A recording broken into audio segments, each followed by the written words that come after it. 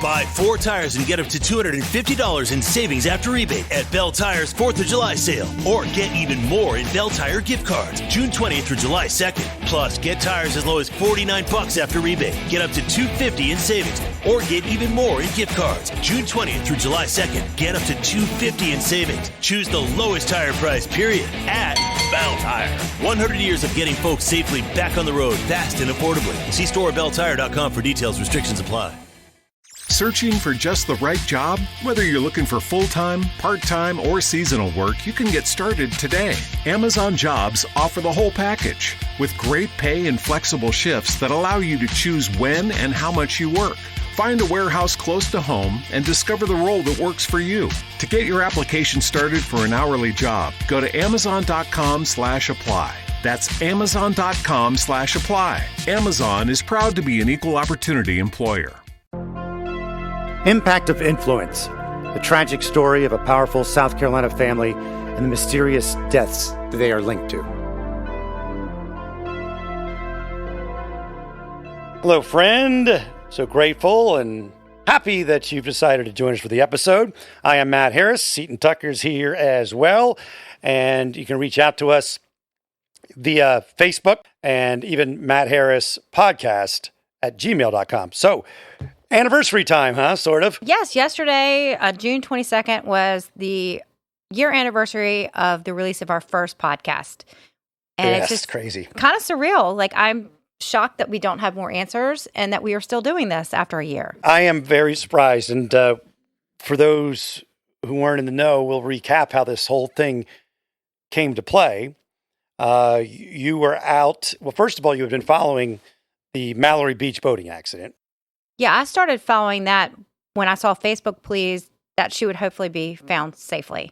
So I really was hooked at that point because I grew up in the area, grew up boating in high school on those same locations. So I just was wondering, how did this possibly happen? I also have kids in similar ages.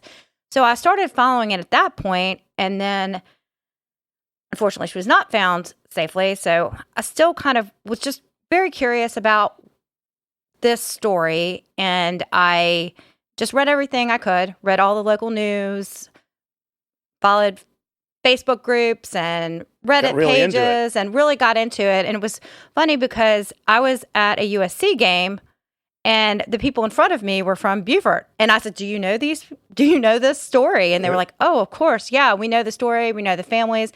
And we see Paul Murdaugh out. He was back at Carolina at this point. This was the next football season after Mallory's death.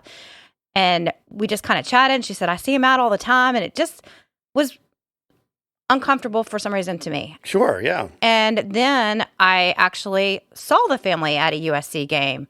And my daughter knew of my obsession of this story. And she grabbed my arm and said, don't say anything. It was Paul, Maggie, and Alec. Right. It was Was Buster there too? Yes. Okay. It was the entire family walked out of an elevator while I was waiting to go down. And so it just felt off that Mallory had died, and it was less than a year after her death, and he was kind of continuing on with normal life. I mean, I don't know, you have to move past it, but it just felt odd. Weird to me. And also, at about that time, when you started going into that, of course, you came across the Stephen Smith story, who was killed in a ruled a hit and run. So you had also gotten into that before we started our podcast. Right. And I'd heard the rumors about Gloria Satterfield, but they were just rumors at that point. So I just was very curious, just as a general citizen, not as a reporter, right, and just really wanted to tell the story. And then the murders happened, the murders of Paul and Maggie. Is it that night or the next day you see my wife? No, it was the next week, I believe. Yeah, it was soon after. Right. It was within a week of their deaths. Right. You run into my wife at an outing with the girls, and you decided, I think, to stay for one more or something. And that was weird because that is when you made the connection, because there wasn't many people around. You said to Amy, you loved this thing. You wanted to do a podcast, right? Right. I had been wanting to do a podcast, but everyone I knew said, do you want to get sued? Do not do this. Right. And then when I was talking to Amy, I was like, well, it's now or never. And you said, you wanted to do the podcast. And Amy says, well, Matt, he's always wanted to do a true crime podcast because he's been obsessed with them. He also has some experience being in radio for years, and I do a radio podcast. And we're like, so the next day we meet at Starbucks, we talk about it, and we figure, how are we going to get this done? Let's do it. We just jumped in. First, we tried to jump into a studio. We couldn't figure out what we were doing. And then we called, and then I happened to have met Dwayne like a year before, and we just blew in here. I didn't know much about the case. We're kind of embarrassed when we listened back to the first few episodes. I cannot listen to the beginning episodes. It is embarrassing. Because we were just literally spitballing. And we honestly believed that our friends and relatives might listen. If we'd gotten 100 listeners, we would have said, that's great. We did have 100 listeners, and we were like, oh my gosh, we have 100 listeners. I know. And we were so excited. And now, we're up to like 4 million or something like that. And that's why we say, when we open with something about being grateful, and you don't even understand. We did not expect this to be what it is. And it's thanks to you and a lot of other folks that have helped throughout the year. Well, we do. We should thank our listeners, of course. I think you just did. But we also should thank all of the amazing reporters in our state and also nationally that have covered this story, which we couldn't do our job without them because we also have other jobs. And we, as often as possible, we always try to remember to give credit where we got the source from. Yes, we definitely need to thank all of the amazing experts we've had on our podcast. We've had just a full gamut. We really feel like that adds value, and we hope that you do too. Especially want to give a shout out to John Snyder because he's been on with us so many times. Yep, great legal analyst. And also, we should point out that we do our part to dig up legal documents and file FOIA requests. And also, what's great is that you, listener, you send us stuff all the time. Oh, we have gotten so many great tips from listeners, just theories, but also local people who have reached out to us. And we've had tremendous support amongst all of the different Facebook groups. Before this all started, didn't really know what a sleuth group was, but they all do great jobs, and they're a great source of information. Yes. So thank you all again. Grateful. Now, let's get to some unanswered questions that have popped up in this last year of doing this podcast and the last year of this case. Right. We just didn't think that we would still have this many unanswered questions. So I guess the first one, the major one is, why haven't Maggie and Paul's murders been solved? We've received no information about those. I mean, at this point, we should have all the forensics. We would have thought by this time last year that an arrest would have been made. And I will say that, some of the people we talk to and the sources we have been saying for about a month that arrest is imminent. And these people are in the know. So I don't know what an arrest is imminent means, because it's about a month, right, that we've been hearing that? I think it's been. And there was a report, I believe it came out last week in ABC News 4, and it said that their sources said, let me pull that up real quick. So their story from June 13th said that their sources say that homicide investigators possess evidence strongly linking an individual suspect to the murders. So we've heard this from a couple of different news sources, so let's hope that those are, in fact, true. And that was from News 4, Charleston? ABC News 4. Yeah. So Drew Tripp, I believe, wrote that. And Ann Emerson, they were both at the Satterfield Charity press conference. Real nice folks. So, and they were on the ID special that we will talk about later in this episode. Very good. Another question that hasn't been answered is why Stephen Smith's case has been reopened. Was ruled a hit and run, and there's been a lot of controversy about that. But the fact that the case was reopened due to something they found during the Maggie and Paul murder investigation, we still don't know what that was and what it may lead to. Exactly. Other question. What do you got, Winry? So, obviously, we talked about this in the last episode, but we now know that SLED has requested for Gloria Satterfield's body to be exhumed. So, why? And what do they hope to find, even? Exactly. The other question, which I get a lot of in my email, is people asking, someone actually, when I run into people, one of the first questions they ask. Yeah, me too. Right. What happened to Cousin Eddie? Everyone wants to know where Cousin Eddie is. We have reports that he has been cooperating with authorities, but he has been laying low. We have not seen much of him in the last 6 months or so. To recap for you, the Cousin Eddie was the guy that Alec Murdaugh claims he hired to drive over and kill Alec. So a lot of insurance money would go to his son Buster. Eddie says that's not the way it went down. And furthermore, months later, we find out that Eddie was getting these big checks from Alec. So when we interviewed Bland back in November, our minds were blown because this was the first time we heard about the extent of involvement and checks. So let's listen to what Bland had to say. It's a tip of the iceberg of the amount of checks that were written by Alex Murdaugh to Cousin Eddie over the last year and a half. $155,000. It's crazy. There's other bank accounts that show other checks being written to Cousin Eddie, personal checks. And you can only paint so many houses, cut so much grass. And it wouldn't surprise me that Cousin Eddie doesn't report this amount of money that he was getting from Alex Murdaugh on his income taxes. I mean, what did Cousin Eddie do with it? He wasn't living high on the hog, and that has not even been brought up in months. And No. Eddie's got to go in front of court at some point. I don't know. It's just very bizarre that we know not much about Cousin Eddie. Well, I think we should get to the ID special because some of these questions that we have, they kind of go into in this ID special. Mm-hmm. Before we get to the special, we should also mention that this special does involve Vicky Ward. And she is the one who has been involved in some litigation with Parker's and the Beach family in regards to these leaked mediation documents.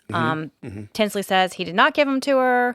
It's kind of unclear how she did get those. If someone affiliated with Parker's gave them to her, we don't know. But some of these documents were included in this special. Right. Also, the controversial one, which she said was an accident, that she had a link that ended up in public domain that you could see photos of Mallory Beach's body.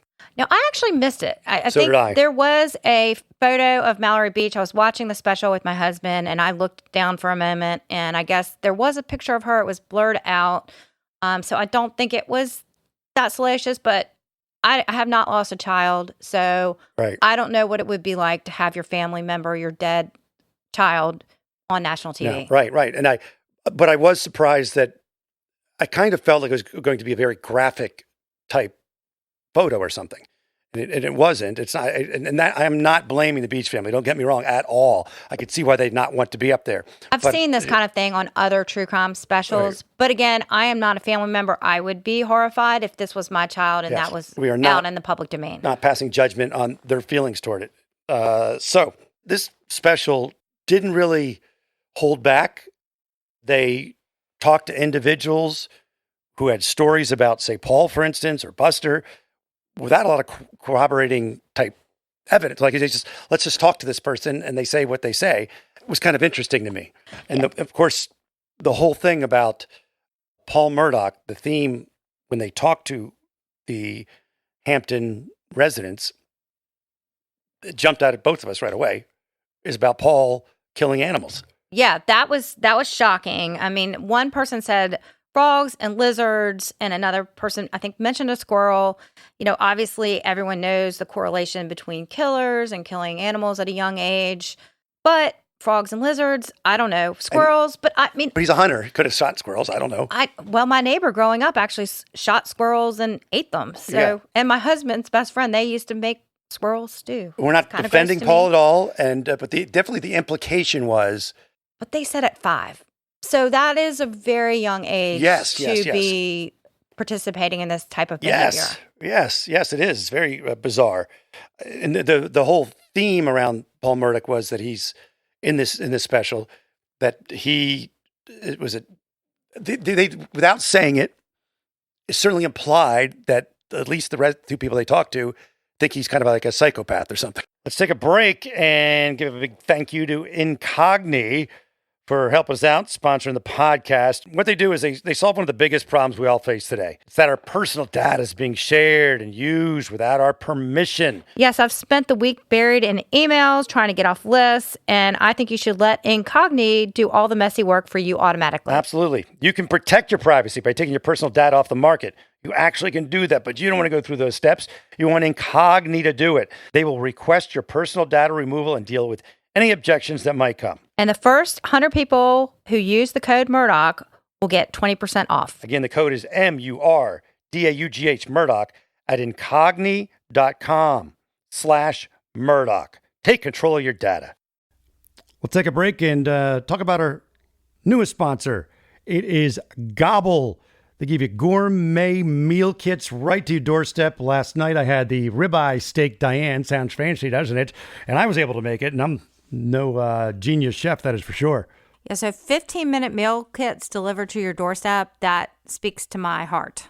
You get it done. Yes. The kids are waiting. I'm hungry. And you can do this. They have an executive chef that curates each recipe so you can create this complex, flavorful meal in just minutes, like you said. And it's all ready to go. It's great. It's fantastic.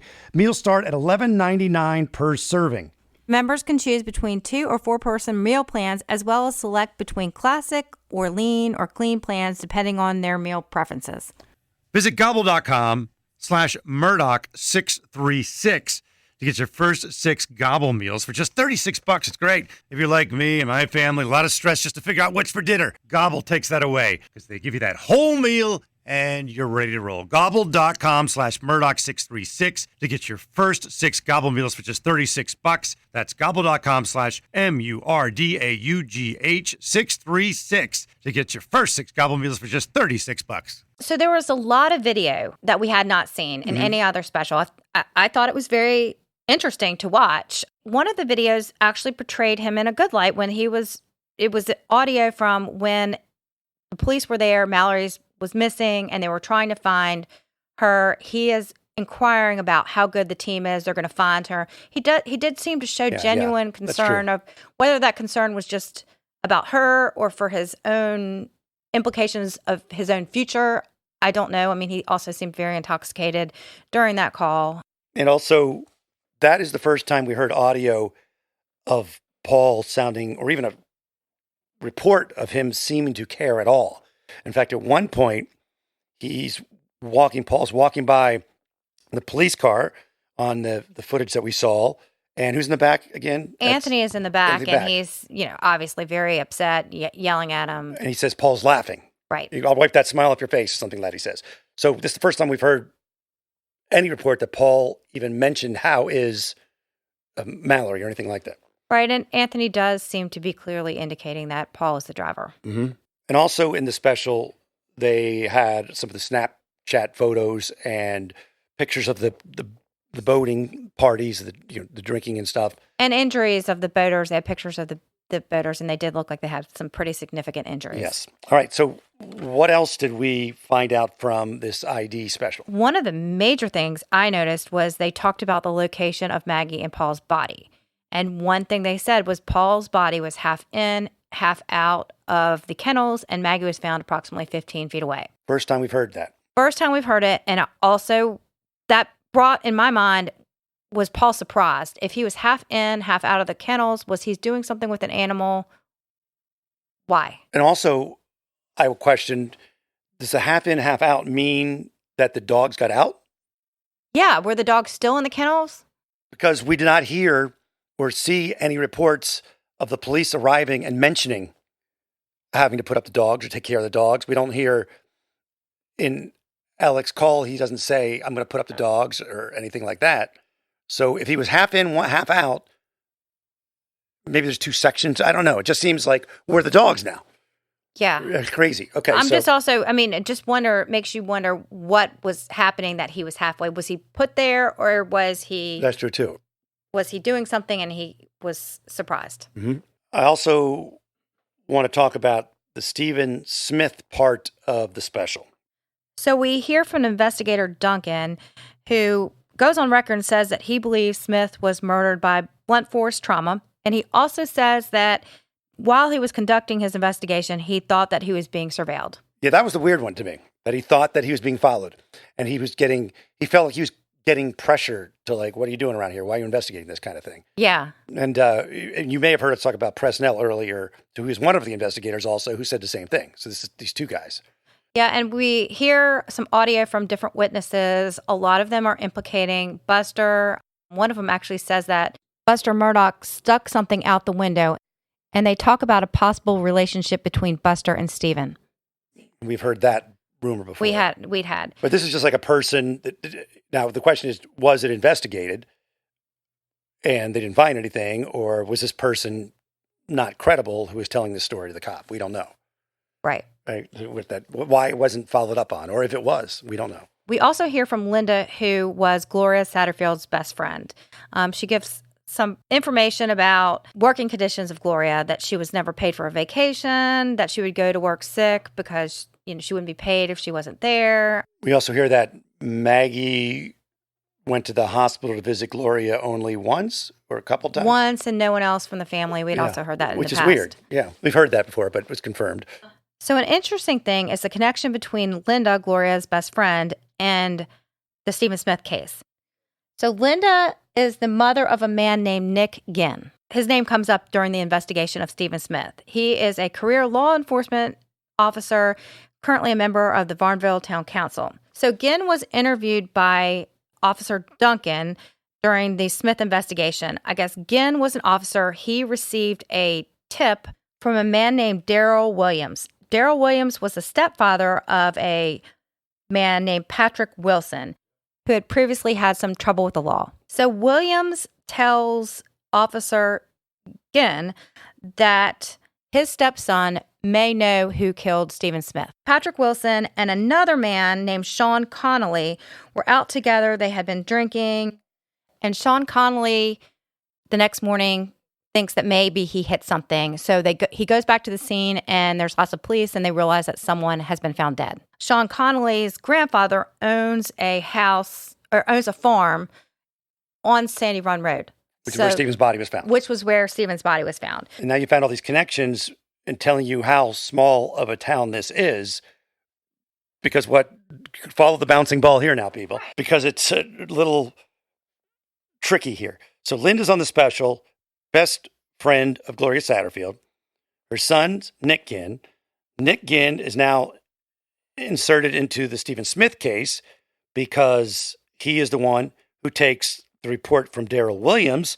The interesting thing is Daryl Williams is also tied into Linda, Gloria Satterfield's friend. How? Because they were married at one point. Okay. So in the story, she is Gloria Satterfield's best friend. Her son takes a report from her ex-husband about who may have killed Stephen Smith. Did I break that down right? Yeah, it was really hard for me to follow this. I actually had to make a diagram. Right. Nothing became of that investigation, obviously, because the Stephen Smith case was just reopened. No one's been arrested, and we don't know what happened. But it just tells you that this community is a small community and lots of connections everywhere you look. Exactly. Let's go now to some things that have broken over the last few days. Since our last episode, we have a few things. We have Alec has waived his right to his disbarment hearing, which was supposed to happen on Wednesday, which was just yesterday. So my biggest question with this is, does this mean the obstruction of justice charges, are they going to continue to investigate that? I don't know the answer to that question. Kind of feel like that would be something good to talk to John about. So he just said, yeah, I disbarred. I'm not even going to fight him. Yeah, I think, obviously he's not getting out of jail anytime soon. He's thinking, is it really worth me fighting? There's no way. I mean, I can't imagine he would be able to get it back right now. What else do we have? Moselle, right? So it looks like Moselle is going to be sold. There's two buyers who've been named. One I know is the owner of a farm, which is adjacent to the Moselle property. So it seems to make sense that they would want to buy it. There's also something that has been brought up by the co-receivers. The co-receivers are challenging the sale of Moselle for $5 for love and affection. And that was in 2016, that sale. Right, so the co-receivers call the transfer of the property to be fraudulent. They say some of the money that was used to pay the mortgage was from stolen funds, and that it was either an attempt to evade creditors, or he was negligent in not considering the impact to creditors. And we will have to wait and see how that plays out. Last thing we need to talk about is the Jailhouse Tapes. They have been released. I think we only have them through February.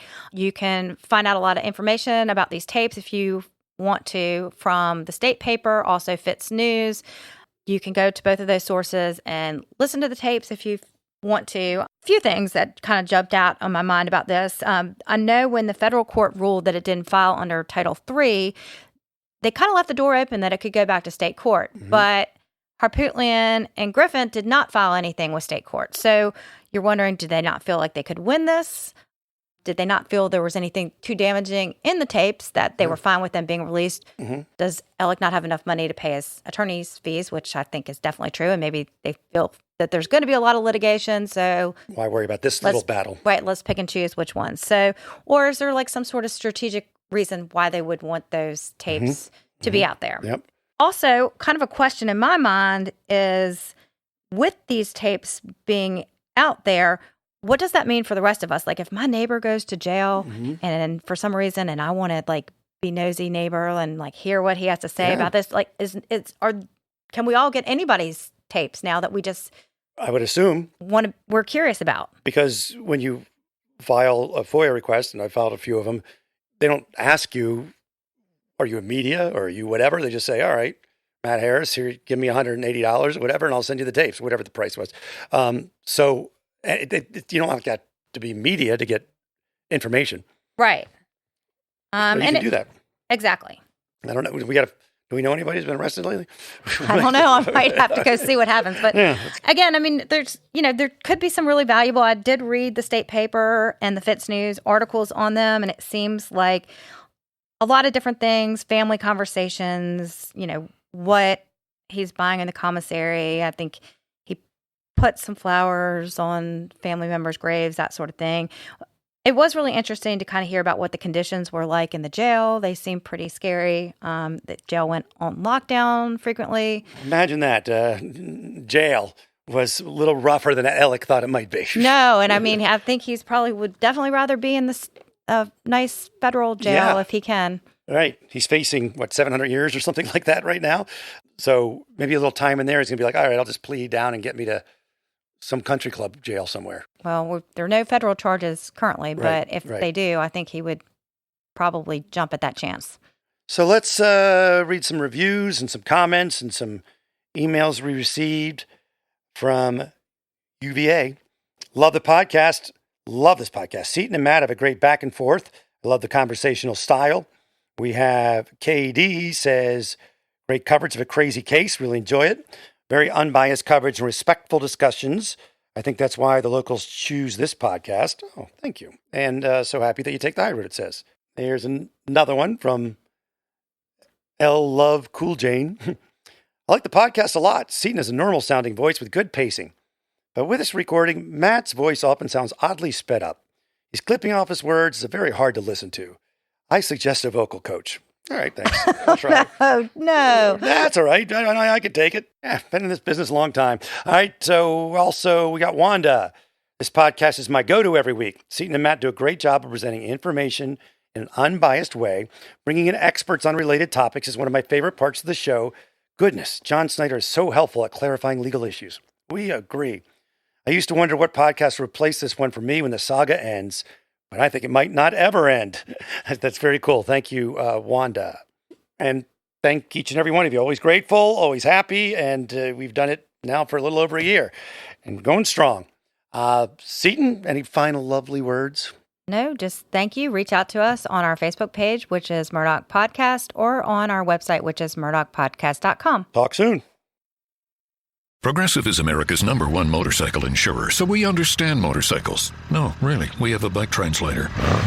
Okay, this is awkward, but this bike says he'd appreciate it if you removed his skull pattern saddlebags. He feels self-conscious about them around all the other bikes, and he says you're not fooling anyone. You mostly ride with your golfing buddies. Listen, I'm just the messenger here.